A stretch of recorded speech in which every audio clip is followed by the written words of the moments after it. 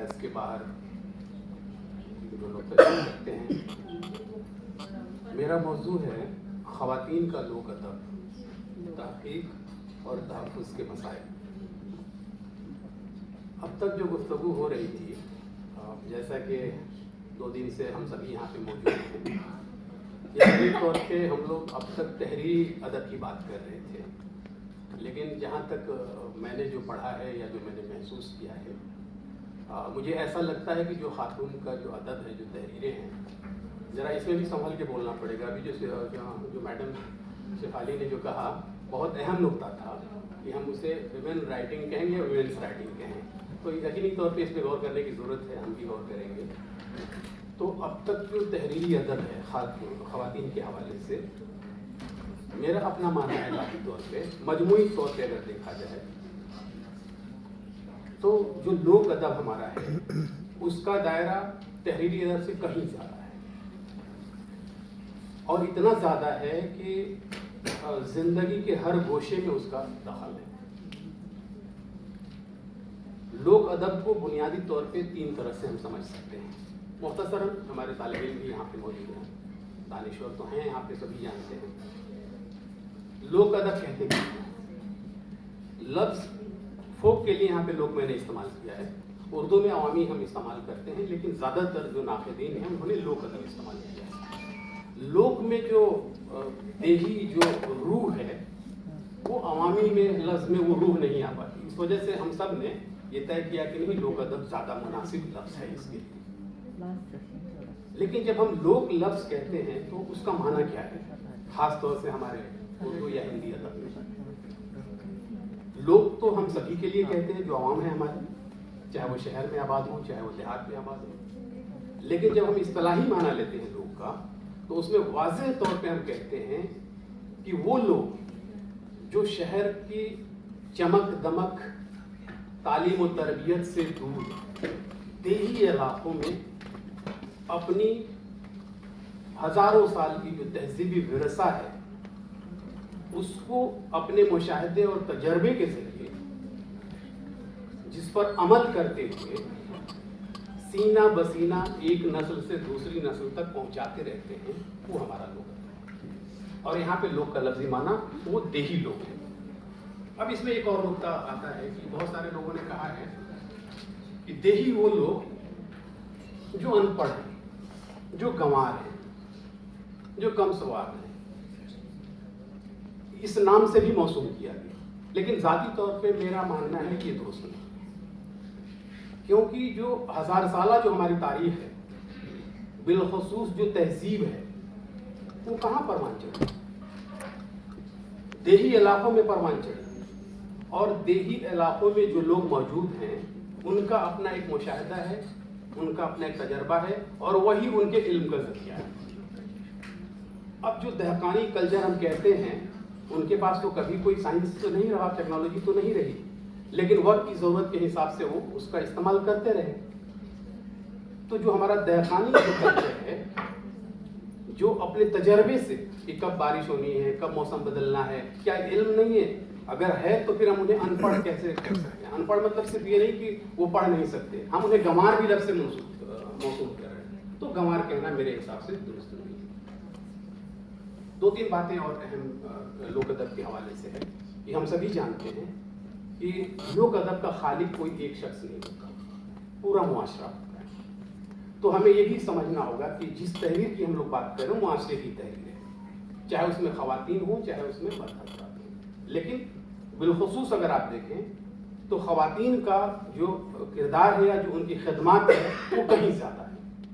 कई असनाफ ऐसी हैं जिसमें सिर्फ उन्हें ही दस्तरस हासिल है, जैसे लोग, जैसे लोक मुहावरे, लोक कहावतें, जो उनकी अपनी जो ज़बान है, जो ख़वातीन की जो अपने मुहावरे हैं, ख़वातीन की जो अपनी ज़बान है, ख़वातीन की जो अपने फ़िक्रे हैं, जो बोलियां हैं, जो कट बोलियां हैं, जो लतीफ़े हैं, ये सभी वो एक तहजीब का वो और एक सखाफत का नुमाइंदा है।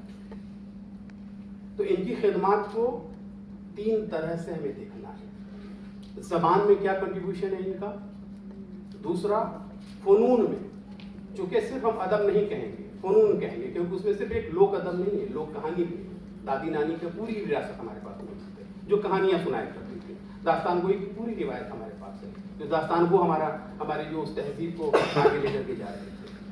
हमारा लोक रस है, जो उस वक्त भी, आज भी और आगे भी जाएगा। तो लोक अदब, पहली बात यह है कि इसका कोई खालिक एक नहीं है, पूरा मुआशरा होता है। दूसरा ये कि जो देही जज्बात और एहसासात थे उसका ये तर्जुमान होता है, और इसकी तरबियत में या इसकी तश्कील में, इसके परवान चढ़ने में 3 बहुत बुनियादी पहलू हैं इसके।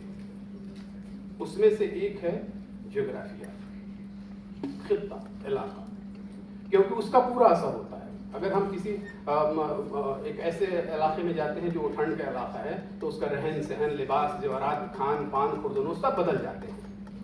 उसी तरह जब गर्म इलाके में जाते हैं तो वो सारी चीज़ें बदल जाती हैं। तो ज्योग्राफिया सबसे अहम एक पहलू है। दूसरा नुक्ता है इसके अंदर फ़िक्र अमल का, फ़िक्र फ़लसफ़ा का। अब ये फ़िक्र फ़लसफ़ा का दायरा बहुत वसी है, सिर्फ 1-2 लफ्ज़ नहीं है। इसमें आपका मजहब भी है, इसमें आपका रस्म रिवाज भी है, इसमें तमाम वो चीज़ें जो फ़िक्र और अमल के ज़रिए आपकी जुड़ी हुई हैं। तो ये जो नुक्ते हैं, और इसके बाद जब आप देखेंगे तो एक पहलू है जिसमें साइंस और टेक्नोलॉजी की बात आती है। तो टूल्स हम इस्तेमाल करते हैं। अगर हम दही पॉइंट ऑफ व्यू से देखें, ज़माना था, कभी हमने जब ज़रूरत हुई तो हमने लकड़ी के टूल्स बनाए, जब ज़रूरत पड़ी तो हमने पत्थर के टूल्स बनाए, जब ज़रूरत बनी तो हमने लोहे के टूल्स बनाए, जब उससे साइंस और तरक्की की तो हमने आज एटम बम लगाया। तो मेरा ये कहना है कि ये जो 3 पहलू ऐसे हैं जो देही सकाफत को परवान चढ़ाने में उनका एक बहुत बड़ा रोल होता है। अब बात आती है कि हम ख़वातीन अदब या लोक अदब जो है वो किन सूरतों में हमारे सामने वो आती हैं। तो मेरे हिसाब से 3 इसके पहलू हैं।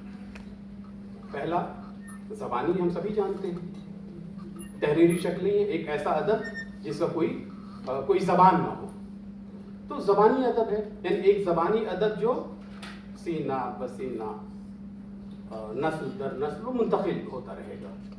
दूसरी सूरत क्या है इसकी, ज़बानी के अलावा?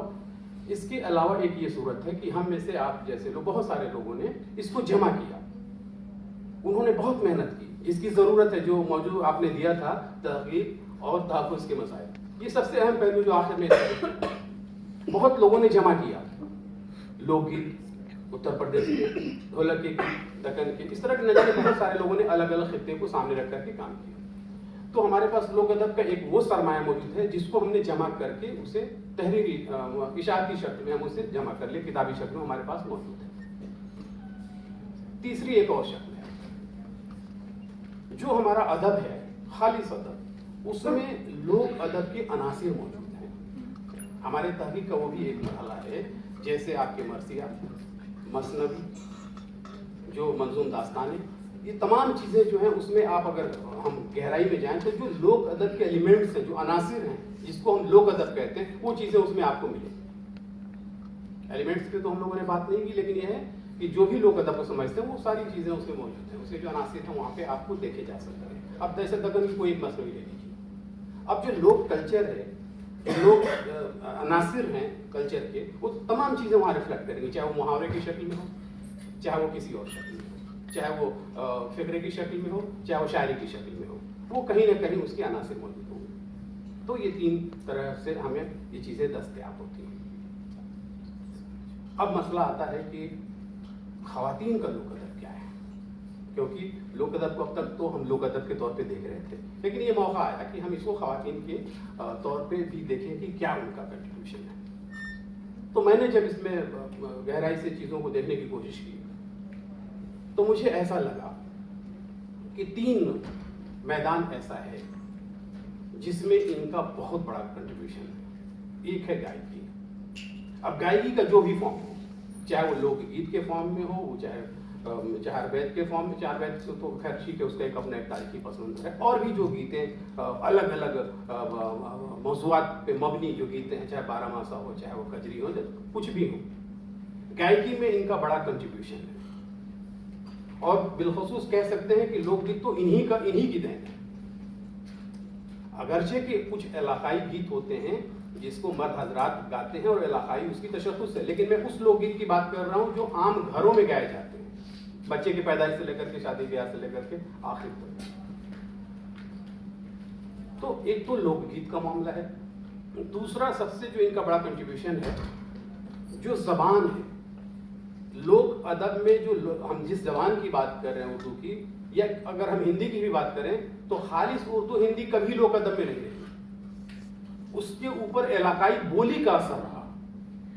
جس علاقے میں ہم ہندی بولتے ہیں وہاں کی بولی اس میں شامل ہو جاتی ہے، جس علاقے میں ہم اردو بولتے ہیں وہاں کی بولی شامل ہو جاتی ہے، دکن میں ہم اردو بولتے ہیں وہاں دکنی شامل ہو جاتی ہے۔ تو وہاں پہ زبان کے تعلق سے اگر دیکھا جائے تو بہت بڑا کنٹریبیوشن ہے، اور بالخصوص کہا جاتا ہے نا کہ ماں کی گود میں پالنا ہے، پرورش ہوتی ہے۔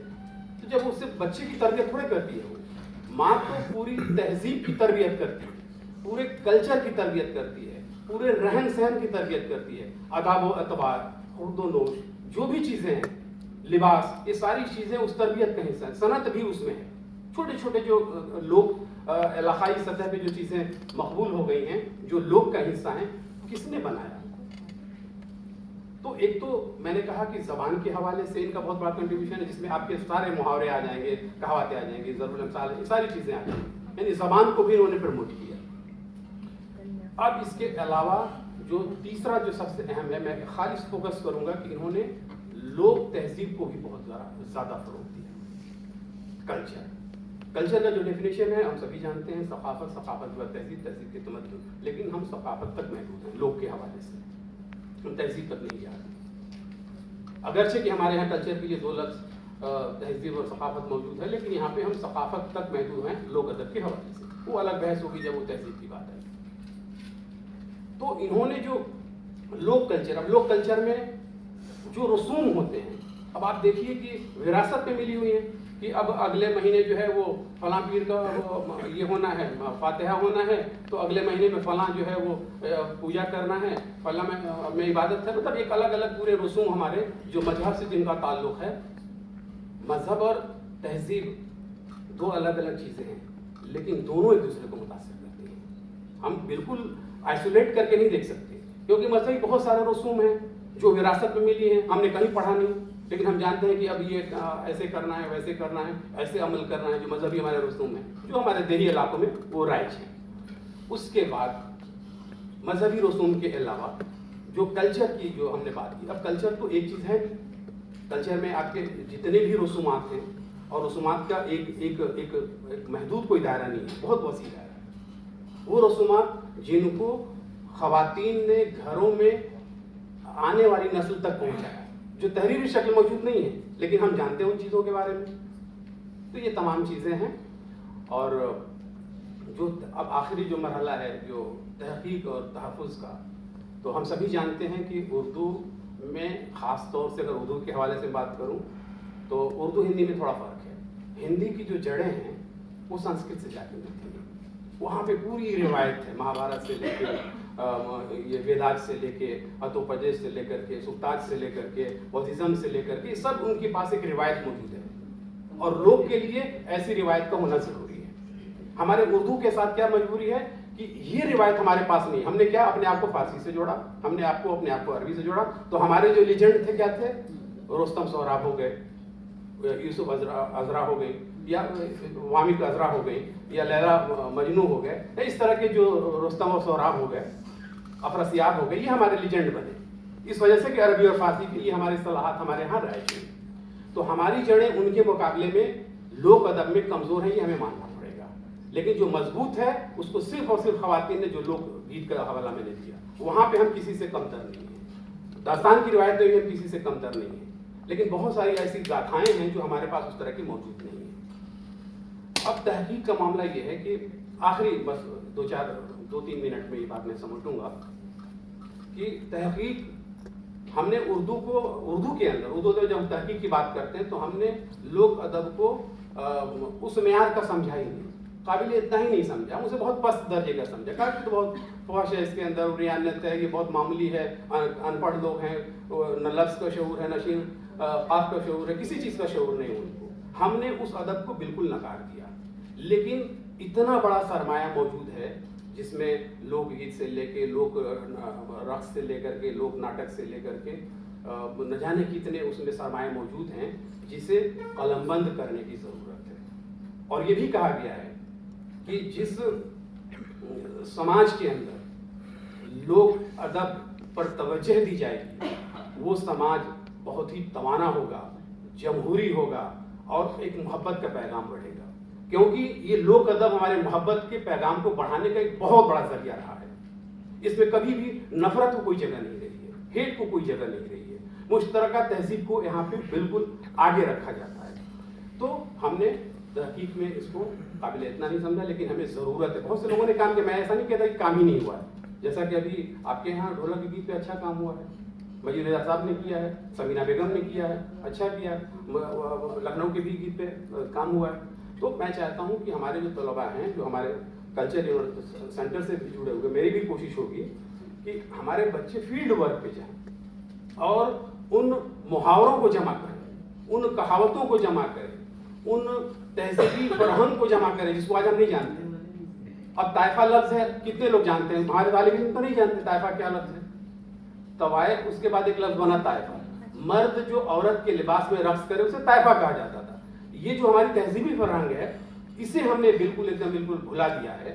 تو اس پہ کام کرنے کی ضرورت ہے, اور جب تک ہم اسے پرزرو نہیں کریں گے ہم اپنی ایک بڑی وراثت کو بالکل نظر انداز کر دیں گے. بس اسی کے ساتھ